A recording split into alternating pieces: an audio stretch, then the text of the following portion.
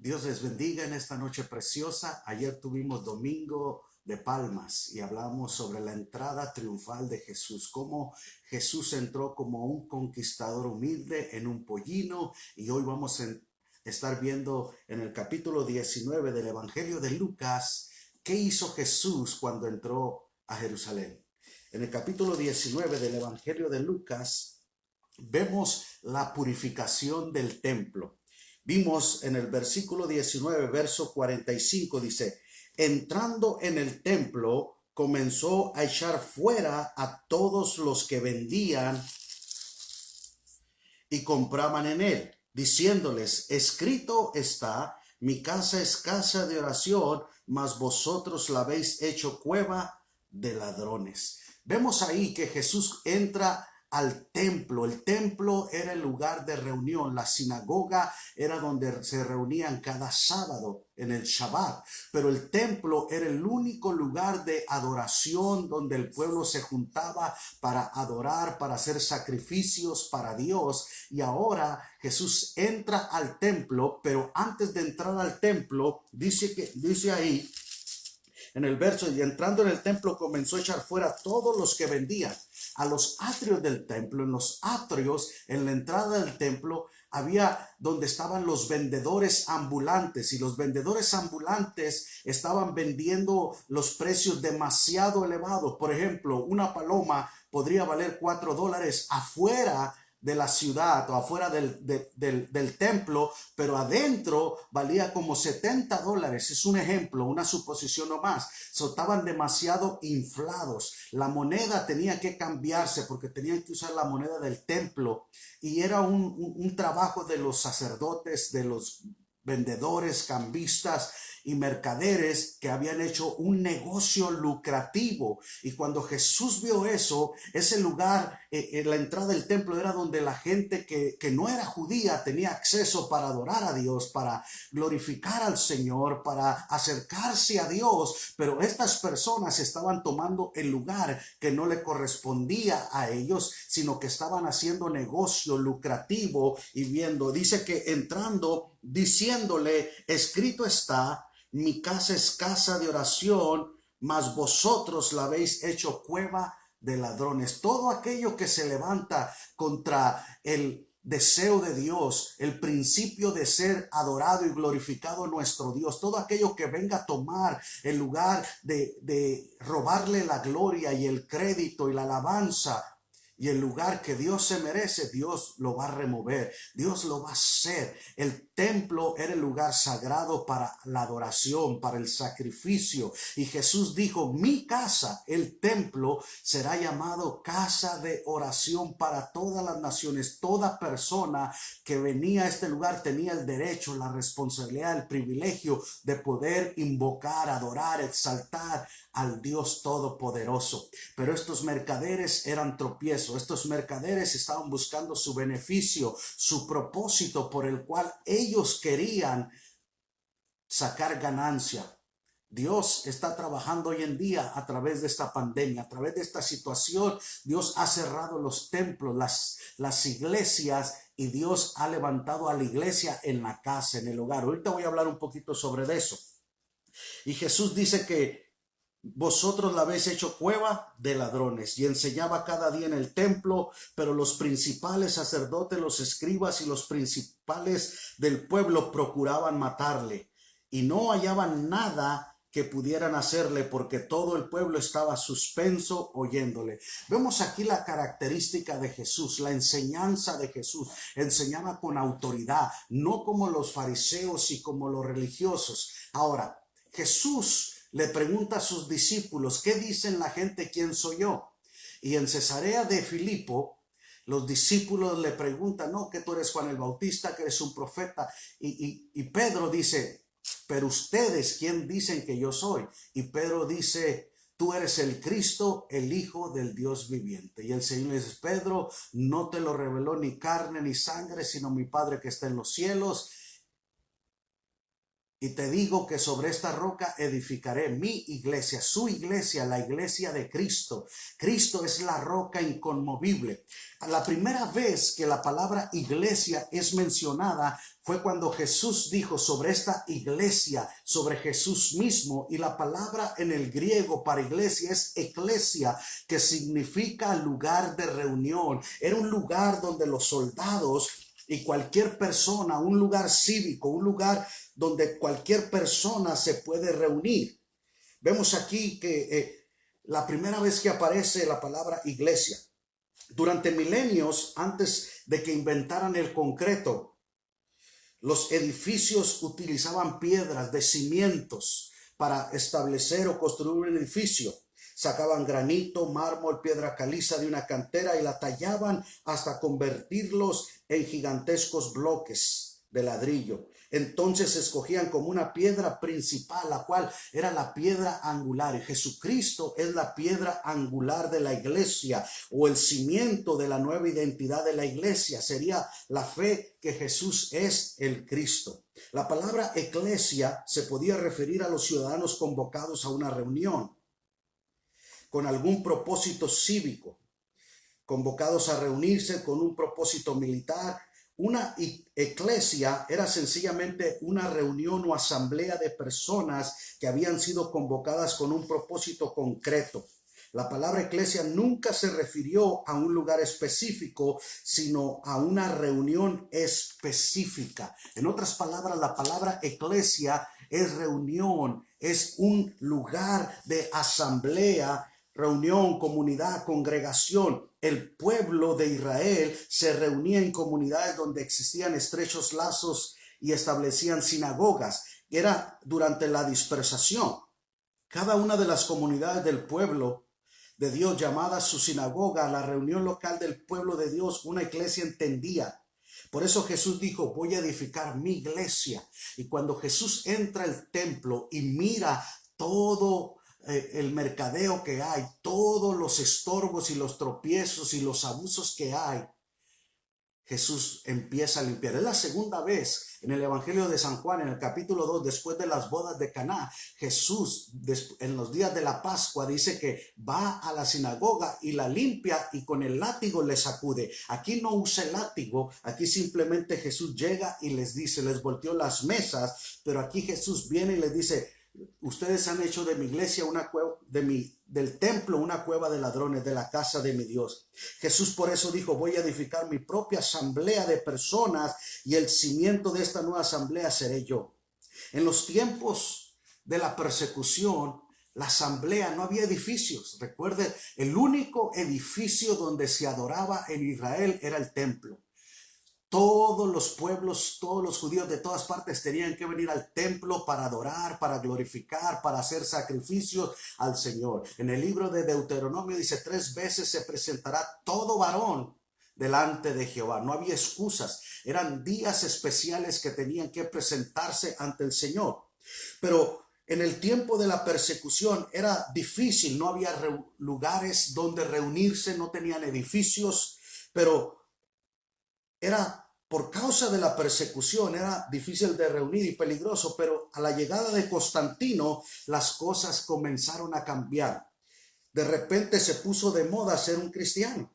En el año 313 después de Cristo vemos que Constantino fue el emperador de Roma y empezó a legalizar el cristianismo. Entonces empezaron a hacer iglesias.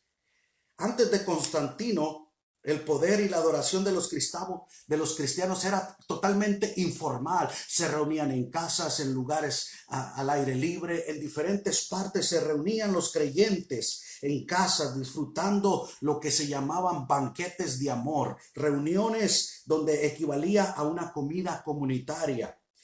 Donde compartían las escrituras, conversaban sobre teología, tenían la Santa Cena, donde oraban los unos para los otros, un lugar pequeño de reunión. No había edificios decorados ni murales que tenían. La adoración cristiana era orgánica, pero cuando la iglesia se institucionalizó, comenzaron a incorporarse cuando Constantino legalizó el cristianismo y se incorporó el cristianismo dentro de las comunidades. Comenzaron a incorporarse elementos tomados del protocolo imperial, como el uso de incienso, la ropa llena de ornamentos, los desfiles procesionales, los coros, la pompa, el boato. La adoración se volvió formal y jerárquica. Cuando el cristianismo se convirtió en la religión de la élite de la sociedad romana, ahí cambió de ser una iglesia, un lugar de reunión, un lugar orgánico. Se cambió en una década. La iglesia dejó ser el movimiento. La eclesia era un movimiento común, pero había perdido su identidad con Constantino y la legalizó y hizo una razón de ser común y se había convertido en un lugar. Los romanos le daban a cada uno de estos lugares de reunión el nombre de basílica. Por eso vemos que la basílica de San Pedro, ¿por qué? La iglesia para ellos eso es. Para la palabra latina, identificar un edificio público o un lugar oficial de reunión.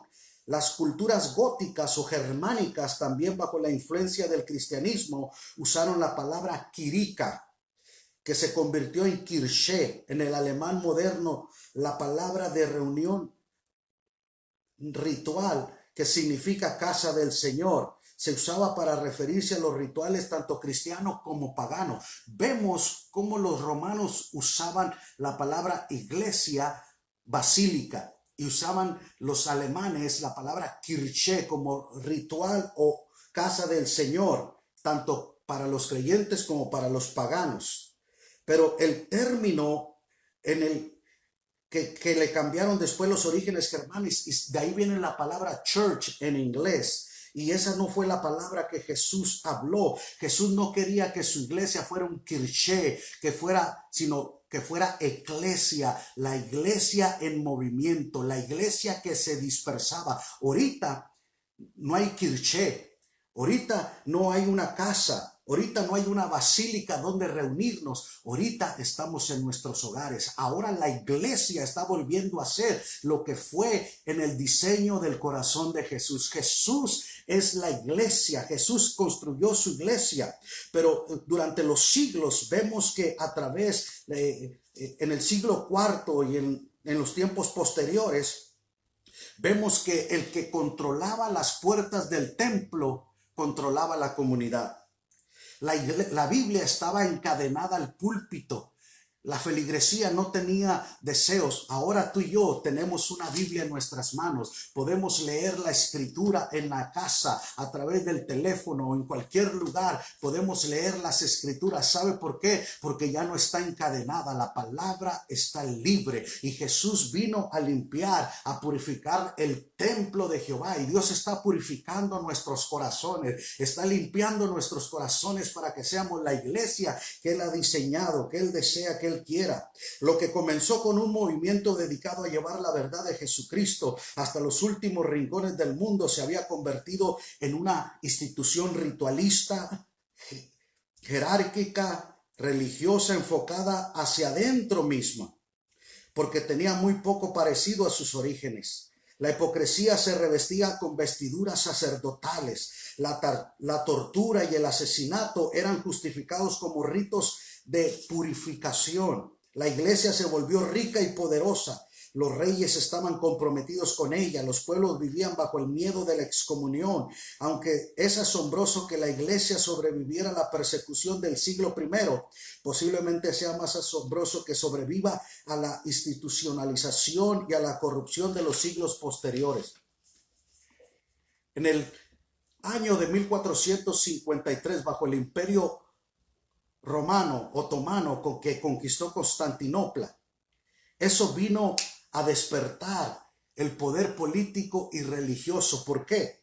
Porque terminó siendo una bendición disfrazada para la verdadera iglesia. Los eruditos cristianos huyeron para Europa, desde Constantinopla, la actual Turquía, Estambul, y se llevaron los manuscritos hebreos, griegos y antiguos de la Biblia. Los reformadores del occidente, como John Hus, en la era de la Biblia y no del Papa. Creían también que no debían obedecer a un papa o a cualquier otro funcionario eclesiástico que no obedeciera las escrituras. La Vulgata Vemos que fue creada originalmente más de 1000 años antes. Esas Biblias estaban encerradas con candado en las bibliotecas y encadenadas a los púlpitos. Pero en 1522 un hombre llamado William Tyndale, inglés, empezó con el deseo de escribir y traducir la Biblia al lenguaje popular.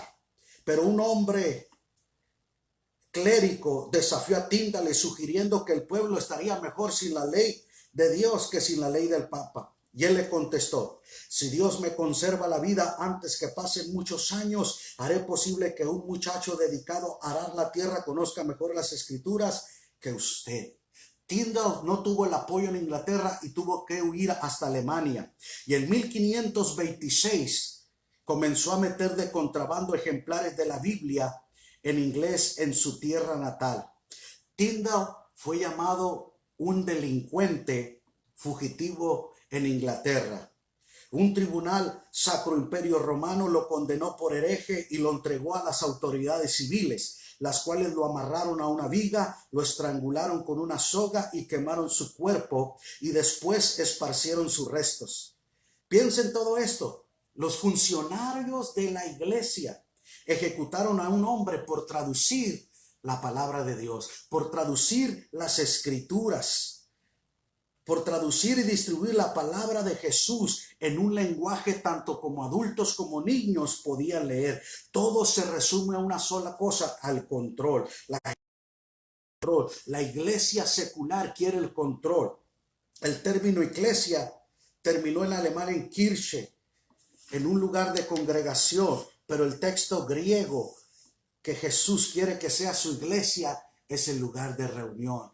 Jesús dijo: donde 2 o 3 se reúnen en mi nombre, ahí estoy yo. No es el edificio. Tú puedes ver las puertas de un kirche, de una sinagoga, de un edificio, pero las puertas de la iglesia no. Las puertas de la iglesia no se miran, porque la iglesia está diseminada por todas partes. Donde quiera que iba la iglesia, anunciaba el evangelio. Por eso Jesús entró al templo y limpió el templo de toda la basura, y Dios está limpiando, aleluya, las iglesias, está limpiando nuestras vidas, nuestros medios, nuestros procesos, porque a veces nosotros pensamos que nuestros métodos son los correctos, que nuestros métodos son los mejores. ¿Y dónde está en la Biblia que tenemos que usar esos métodos? Jesús quiere que su iglesia fue liberada. El evangelio fue liberado de las cadenas que lo ataban en un púlpito y fue hecho accesible a todo hombre y a toda mujer del pueblo. Hoy en día el evangelio está siendo esparcido, está siendo predicado por todo el mundo, gracias a las redes sociales, gracias a las redes, aleluya. Vemos cómo personas se están entregando a Jesucristo por causa, aleluya, de que esta palabra ha salido de las 4 paredes, de no estar en un edificio. Ahora la iglesia es la sala de tu casa, la iglesia es tu recámara, la iglesia es la cocina, la iglesia es el patio, la iglesia es el garage, la iglesia es tu carro, la iglesia está en todas partes. Esa es lo que Jesús se refería: mi iglesia, y las puertas del Hades no prevalecerán contra mi iglesia. Jesús el día de hoy entró al templo para limpiarnos. Deja que Jesús limpie tu corazón y el mío. Que la sangre de Cristo nos limpia de todo pecado. Que en esta Semana Santa que empezamos, que el Señor empiece a limpiarnos, empiece a purificarnos, que seamos personas dignas del Señor. Solamente lo que nos hace digno es el sacrificio en la sangre de Jesús. Desde el primer siglo hasta el siglo XXI siempre ha habido un remanente, un grupo que se ha negado a sustituir la iglesia de Jesús por un kirche, por una casa, por un lugar, por un edificio. Ahora la gente dice: las iglesias están vacías. No, los edificios están vacíos. La iglesia se está llenando de Dios. La iglesia se está llenando. ¿Quién es la iglesia? Tú y yo. Acuérdate, no había cemento. Eran piedras que se cortaban, eran cuadros de ladrillos gigantescos de la cantera que se hacían y se ponían y se iban construyendo uno tras otro, y es como se edificaba. Pedro dice: vosotros sois piedras vivas. Nosotros somos la casa del Señor. Él no habita en manos hechos por el hombre. Tú y yo no fuimos hechos por el hombre, fuimos hechos por el Señor. Él nos formó en el vientre de nuestra madre. Él nos conoció. Él nos formó, aleluya, en el vientre de nuestra madre. Por lo tanto, somos creación de Dios y somos morada de Él. Él vive en nosotros. Deja que Jesús venga a limpiar tu casa, la casa de Dios, el templo de Dios. El apóstol Pablo dice, vosotros sois templo del Espíritu Santo. ¿No sabéis que vosotros sois templos? Aleluya, somos la morada del Señor, somos la habitación del Señor. Aleluya, mi casa será llamada casa de oración. Deja que el Señor, aleluya, entre y limpie, vivifique, gloria al Señor. No importa, aleluya, la situación que estemos atravesando, recuerda, Jesús es nuestra esperanza. Jesús entró como el conquistador victorioso, aleluya, en Jerusalén. Y no solamente entró al templo, sino que empezó a limpiar, para que todo aquel tenga acceso, aquel que quiera venir. Jesús dijo, el que a mí viene, yo no le echo fuera. Aleluya, el Señor está removiendo los protocolos, la liturgia, todo aquellos, aleluya, que está impidiendo, deteniendo los protocolos religiosos y tradicionales que están impidiendo que la gente se acerque a Dios. Ahora Jesús está limpiando el camino para que tú y yo y cualquier persona pueda entrar a la presencia del Señor. Aleluya. Ayer oíamos un testimonio, más bien leíamos un testimonio en las redes sociales, un hombre ateo que no creía en Dios, que vio que el sábado que el presidente dijo, mañana yo voy a estar viendo a Greg Laurie, un pastor de Riverside, y dice que él se puso a oírlo. También dijo, bueno, pues si el presidente dijo que lo iba, yo también. Y ese hombre ateo, empezando a predicar, empezó a llorar. Señor, tengo muchas dudas, y abrió su corazón y se entregó a Cristo. Miles de personas aceptaron a Cristo el día de ayer. Más de 1 millón de personas estaban viendo a este pastor. Lo que su congregación de 5,000, 7,000 personas nomás pueden ver en un servicio, ahora más de 1,200,000 personas estaban viendo, oyendo la palabra del Señor. ¿Te das cuenta cómo Jesús está limpiando, aleluya, el templo de los vendedores? ¿Dónde están aquellos que están vendiendo profecías hoy en día? ¿Dónde están aquellos apóstoles? ¿Dónde están aquellos tan calladitos? ¿Por qué? Porque Dios está limpiando. Nadie puede robarle la gloria y el acceso a la presencia del Señor. Ahora toda persona en cualquier lugar, en cualquier momento puede invocar el nombre del Señor. Y las Escrituras nos dicen, todo aquel que invocare el nombre del Señor será salvo. No dice tienes que ir al templo, tienes que hacer una confesión, no. Todo aquel que invocare. Vemos que Jesús está limpiando el templo para que todos tengan acceso. Y Jesús dijo, el que a mí viene, yo no le echo fuera. Él está esperando a la humanidad con los brazos abiertos. Amigo, amiga que me escucha, si no has encontrado, no has tenido la experiencia de Jesucristo como tu Salvador, si no has recibido a este Cristo Salvador, te invito para que le abras tu corazón. Él puede darte paz porque Él es el príncipe de paz. Él es el Dios de toda esperanza y Él te puede dar la esperanza. En estos momentos que el mundo está patas para arriba, el Señor te dice, yo soy tu paz, yo puedo darte paz, yo puedo darte descanso. Ábrele tu corazón nomás. Cree, si confesares con tu boca y creyeres en tu corazón que Dios le levantó de los muertos, serás salvo. Porque con la boca se confiesa para salvación, pero por el corazón se cree. Cree, Jesús, ven a mi corazón, sálvame, límpiame, escribe mi nombre en el libro de la vida y serás una nueva criatura. La sangre de Cristo todavía tiene poder para lavar y para perdonar pecados todavía. Este es el Cristo que estamos hablando, no solamente en Semana Santa, todos los días. Jesús, después de esa entrada triunfal, entró, limpió el templo para que todo aquel que quisiera entrar y tener acceso ante la presencia de Dios pudiera acercarse a orar, porque su casa es casa de oración. Padre, yo bendigo a cada uno de mis hermanos, de mis hermanas que están presentes y que me van a ver más después. Señor, los bendecimos, dales paz, dales fortaleza, dales esperanza. Úsales en su casa como instrumentos de bendición, Señor. Ellos son la iglesia. Por todas partes la iglesia está esparcida, Señor. Esta es la iglesia tuya, Señor. No somos un edificio, somos las piedras vivas donde Cristo habita en nosotros. Y aquel, Señor, que abre su corazón, que está dudoso, que está, aleluya, lleno de turbación, de temor, de miedo, de inseguridad, dales paz, salva su alma, perdona sus pecados, escribe su nombre en el libro de la vida y ayúdanos a ser pacientes y a esperar en tu benevolencia. Te bendecimos y te glorificamos. Gracias, Señor. Dios te bendiga y mañana continuamos. Que Dios te bendiga.